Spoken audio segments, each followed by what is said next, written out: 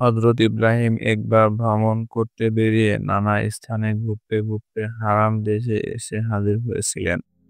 সেখানে কিছুদিন বাস করার পর সারা খাতুনকে বিবাহ করবার তার সুযোগ ঘটে। আরো কিছুকাল সেখানে কাটিয়ে তিনি মিশরের রাজ্য গিয়ে সেখানকার সুলতানের আতিথ্য গ্রহণ করলেন। সম্রাট তার সৌজন্য ও সহৃদয়তার পরিচয় পেয়ে অতিশয় আকৃষ্ট হলেন এবং তার ধর্মালোচনায় মুগ্ধ হয়ে একান্ত অনুগত হয়ে পড়লেন। কিছুকাল থাকবার পর ইব্রাহিম মিশর ত্যাগ করবার অভিপ্রায় ব্যক্ত করলেন। সম্রাট তাকে বহু ধনরত্ন প্রতিদান প্রদান করেন এবং সেই সঙ্গে একটি পবিত্র চারিতা দাসীও তাকে উপহার দেন।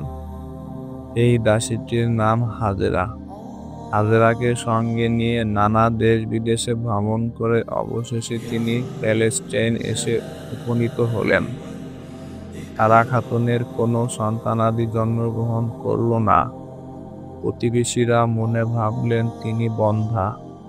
হযরত ইব্রাহিম পুত্র মুখ দেখতে না পেয়ে মনের কষ্টে দিন কাটান। তাকে সর্বদা অত্যন্ত ফ্যাকাশে দেখাতো। স্বামীর দুঃখ বুঝতে পেরে সারা খাতুন চিন্তা করলেন, তার নিজের গর্ভে তো সন্তানাদি হলো না। হাজেরার সাথে স্বামীর বিবাহ দিলে হয়তো সকলের ইচ্ছা পূর্ণ হতে পারে। কথাটা তিনি একদিন প্রসঙ্গক্রমে স্বামীর নিকট ব্যক্ত করলেন। হযরত ইব্রাহিম অনেকক্ষণ চিন্তা করলেন। অনেক দ্বিধার পর তিনি সারা খাতুনকে খুশি করবার অভিপ্রায় অবশেষে স্বীকৃত হলেন। এক শুভক্ষণে ইব্রাহিম বিবি হাজেরার পানি গ্রহণ করলেন এবং সন্তান কামনা করে খোদা তাআলার অনুগ্রহ প্রার্থনা করলেন। ভক্তের প্রার্থনা কখনো বিফলে যায় না। খোদা তাআলা তার আরজ মঞ্জুর করলেন। যথাসময়ে ইব্রাহিমের একটি চাঁদের মতো শিশু জন্মগ্রহণ করলে শিশুর জন্মের সঙ্গে সঙ্গে বিষণ্ণ পরি আনন্দে মশগুল হয়ে উঠল। শিশুটির নাম রাখা হলো ইসমাইল। নারীর মন অতি বিচিত্র। যে সন্তানের জন্য সারা খাতুন স্বেচ্ছায় সপত্নী গ্রহণ করলেন, তাদের মতো সেই সন্তানকে দেখে তার মনে হিংসার উদ্বেগ হলো। ক্রমে এমন অবস্থা হলো যে সতীনের পুত্রকে কিছুতেই তিনি আর বরদাস্ত করতে পারলেন না। এক বাড়িতে নিজের চোখের সামনে সপত্নী পুত্রকে সহ্য করা তার পক্ষে কঠিন হয়ে উঠল। তিনি হযরত ইব্রাহিমকে সর্বদা বিবি হাজেরার দুর্নাম শোনাতে লাগলেন এবং তাদের পরিত্যাগ করার জন্য স্বামীকে অনুরোধ করতে লাগলেন। কিন্তু ইব্রাহিম তার অন্যায় আবদার রক্ষা করলেন না। কিন্তু ভাগ্য যাদের অসন্তুষ্ট, দুঃখ তাদের সইতেই হয়। শেষ অবধি হাজেরাও খোদার রোষ থেকে রক্ষা পেলেন না। আল্লাহ তাআলা ইব্রাহিমকে হাজেরা ও তার পুত্রকে মক্কা নগরীর নিকটে এক মরুভূমিতে নিয়ে গেলেন।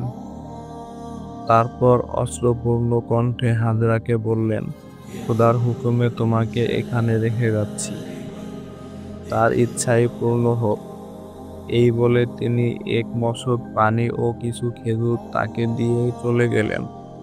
কিছু দূর গিয়ে প্রার্থনা করলেন, হে খোদা, তোমারই হুকুমের আমার স্ত্রী ও পুত্রকে এ স্থানে রেখে যাচ্ছি। তুমি সকলের রক্ষাকর্তা, প্রভু।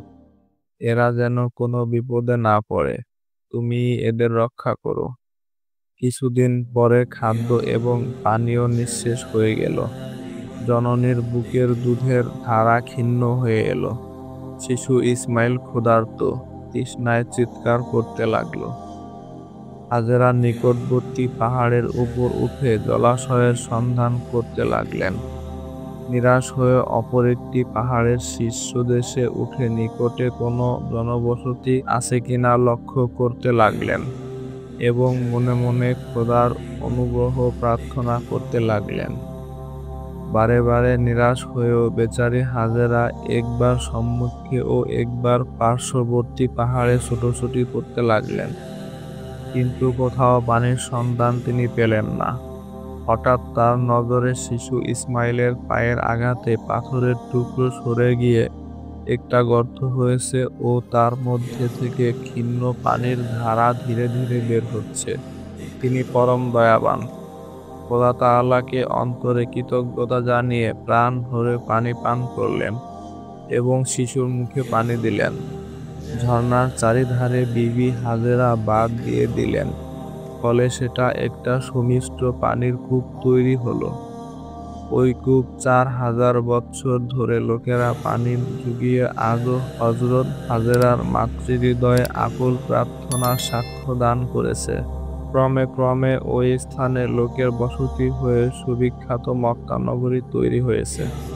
ওই কূপ ৪,০০০ বৎসর ধরে লোককে পানীয় জুগিয়ে আজও হযরত হাজেরার মাতৃহৃদয়ে আকুল প্রার্থনার সাক্ষী দান করছে। ক্রমে ক্রমে ওই স্থানে লোকের বসতি হয়ে সুবিখ্যাত মক্কা নগরী তৈরি হয়েছে।